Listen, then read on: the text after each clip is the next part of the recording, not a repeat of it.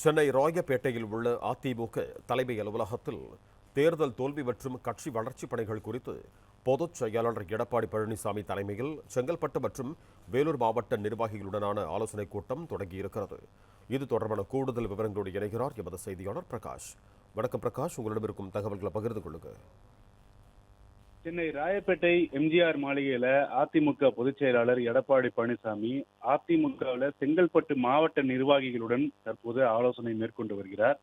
சட்டப்பேரவை தேர்தல் தோல்வி குறித்தும் கட்சியினுடைய வளர்ச்சி பணிகள் குறித்தும் மாவட்ட வாரியாக எடப்பாடி பழனிசாமி ஆலோசனை மேற்கொண்டு வருகிறார். ஏற்கனவே காஞ்சிபுரம், மயிலாடுதுறை, நாகப்பட்டினம் ஆகிய மாவட்ட நிர்வாகிகளுடனான ஆலோசனை கூட்டம் ஏற்கனவே நடத்தி முடிக்கப்பட்டிருக்கக்கூடிய சூழ்நிலையில இன்றைய தினம் செங்கல்பட்டு மற்றும் வேலூர் மாவட்ட நிர்வாகிகளுடன் எடப்பாடி பழனிசாமி ஆலோசனை மேற்கொள்ள இருக்கிறார். முதலாவதாக செங்கல்பட்டு மாவட்ட நிர்வாகிகளுடனான ஆலோசனை கூட்டம் தற்போது தொடங்கி நடைபெற்று வருகிறது. இதுல மாவட்ட செயலாளர் மற்றும் மாவட்ட பொறுப்பு வகிக்கக்கூடிய முக்கிய நிர்வாகிகள், செங்கல்பட்டு மாவட்டத்துக்கு உட்பட்ட சட்டமன்ற தொகுதிகளில் ஏற்கனவே வேட்பாளராக போட்டியிட்டவர்கள், அதே போல சட்டமன்ற உறுப்பினர்களாக இருந்தவர்கள், முன்னாள் சட்டமன்ற உறுப்பினர், நாடாளுமன்ற உறுப்பினர், முன்னாள் நாடாளுமன்ற உறுப்பினர் என முக்கிய நிர்வாகிகள் எல்லாருமே இந்த கூட்டத்தில் பங்கேற்று இருக்கிறாங்க.